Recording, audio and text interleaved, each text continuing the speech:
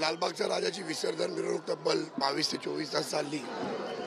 आम्ही यायला पोहोचलो होतो, परंतु मला वाटते तुफान 2 दिवस मुंबईत पडत असलेला पाऊस आणि अरबी समुद्राची भौगोलिक परिस्थिती पाहता त्यावेळेला भरती खूप लवकर आली आणि आमचा विसर्जन सोहळा लालबागच्या राजाचा हा भरती आणि ओटी याच्यावरती पूर्णपणे विसंबून असतो।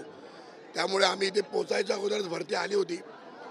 आम्ही एक प्रयत्न करून बघितला विसर्जन करण्याचा, परंतु तो प्रयत्न करत असताना लालबागचा राजा हे करोडो भाविकांचं श्रद्धास्थान आहे, त्यामुळे आम्ही तो प्रयत्न थांबवला आणि त्यानंतर आम्ही ज्या पद्धतीने विसर्जन करतो की ओटीच्या वेळेला संपूर्णपणे लालबागचा राजा आमच्या रथावरून तो संपूर्णपणे तलावावरती घेतो आणि हा तलावा मग या अरबी समुद्रात गिरगाव चौपाटीमध्ये ज्या वेळेला भरती येते त्यावेळेला जातो आणि त्यावेळेला लालबागचा राजाचं विसर्जन होतं। कारण लालबागचा राजा हे करोडो भाविकांचं श्रद्धास्थान आहे। मी लालबागचा राजा मंडळाकडून उशिरा झालेल्या विसर्जनामुळे सर्वप्रथम दिलगिरी व्यक्त करतो। तसेच मुंबई महानगरपालिका प्रशासन, मुंबई पोलीस प्रशासन यांचे खूप आभार मानतो की कारण आज तब्बल या संपूर्ण गणेशोत्सवामध्ये ते अतोनात मेहनत करत आहेत आणि आमचं विसर्जन देखील वेळेत व्हायला पाहिजे, परंतु भरती लवकर आली आणि आम्ही जवळजवळ एक 10 ते 15 मिनटं उशिरा पोचलो आणि एक प्रयत्न करून बघितला होता, परंतु तो प्रयत्न आम्हाला नंतर असं वाटलं की बरोबर होत नाही म्हणून आम्ही थांबवला।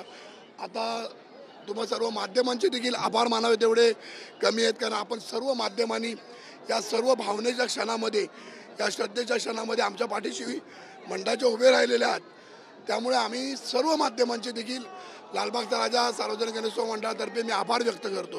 आज सकाळी समुद्राला भरती आली होती तेव्हा देखील आपल्याला जनसागर जो आहे तो पाहायला मिळाला। आता अहोटी आलेली आहे, अहोटी आलेली असताना देखील जनसागर जो आहे लालबाग राजासाठी या चौपाटीवरती पाहायला मिळतोय।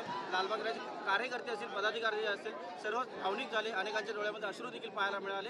एक वेगळा क्षण लालबाग राजा मंडळासाठी आपल्याला पाहायला मिळतो। परंतु आम्हा कार्यकर्त्यांसाठी हा वेगळा क्षण वेगळ्या पद्धतीचा आहे, कारण कधीही असं म्हणजे आम्ही नियोजन करतोय आणि होत नाही असं होत नाही। त्यामुळे मी मगाशीच दिलगिरी व्यक्त देखील केली, परंतु लालबागचा राजा हे करोडो भाविकांचं श्रद्धास्थान आहे, त्यामुळे कोणत्याही परिस्थितीमध्ये त्याचं विसर्जन थोडं उशिरा का होईना परंतु अतिशय योग्य पद्धतीने, शास्त्रोक्त पद्धतीने आम्ही अनेक वर्ष करत आलेलो आहोत आणि तसंच विसर्जन आता आपण थोड्या वेळात सर्व माध्यमांवरती दाखवाल।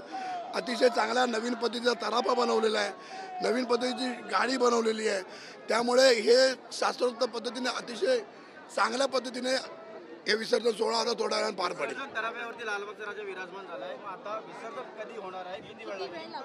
आता ही जी भरती आहे ही भरती मला वाटतं आम्ही कोळी बांधव आमच्या सोबत सगळे अनेक वर्ष, जवळजवळ 24 वर्ष या विसर्जन सोहळ्यामध्ये सहभागी होतात बद्वार पार्कमधले। मी त्यांच्याशी देखील आता संवाद साधला। त्यांचं म्हणणं आहे की 10:30 ते 11 वाजता रात्री या ठिकाणी हा तलावा फ्लोट होईल आणि त्यानंतर लालबागचा राजा या अरबी समुद्रात गिरगाव चौपाटीमध्ये विसर्जनाकरता मार्गक्रमण करेल।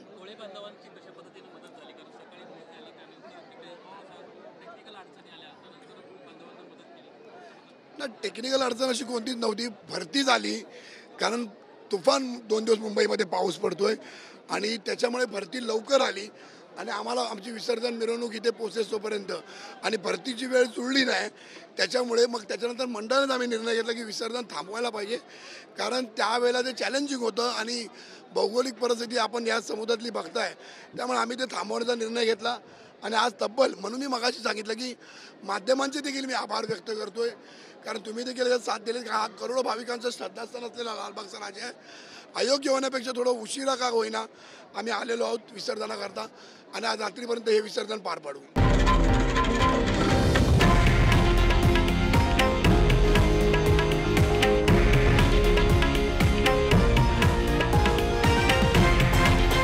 हे आहे देशातील नंबर 1 न्यूज नेटवर्क आणि आपण पाहत आहात TV9 मराठी, एकमेव।